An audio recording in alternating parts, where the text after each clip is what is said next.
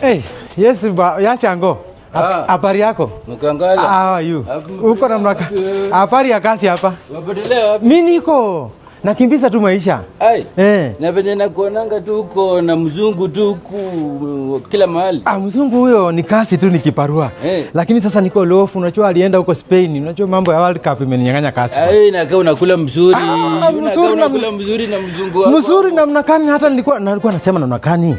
Kama unaweza nikopesha, unipatie kama kaunga katoko na masiwa na skari, alafu nikuone next week. Mzungu atakuwa amerudi. Sasa Mkankala nikuulize. Ulienda kukula na mzungu, sasa umerudi hapa. Sasa ndio unatukumbuka. Si nilikuwa unajua ni kazi huko, mtu anakuwa pisi kitoko. Unakuwa pisi aje? Hata simu ya watu uchukui. Nilikuwa na deni nyingine ulienda nayo hapa na hujai lipa. Simu ilikuwa kwa church. Simu ilikuwa kwa church. Kwani kweli unaweka simu kwa church kila siku? Sasa unajua mimi nilikuwa naona ni rafiki. Nilikuwa naona hivi. Wewe enda tu uambie huyo mzungu akukopeshe. Mimi nilikuwa naona ni rafiki. Enda tu uambie tu huyo mzungu akukopeshe juu. Hai suru. Jaribu biashara yangu bana. Ni sawa tu, aliye juu mngoje chini. Wewe ndio ulikuwa juu, sasa uko chini. Yaani unaniambia hivyo? Sawa tu.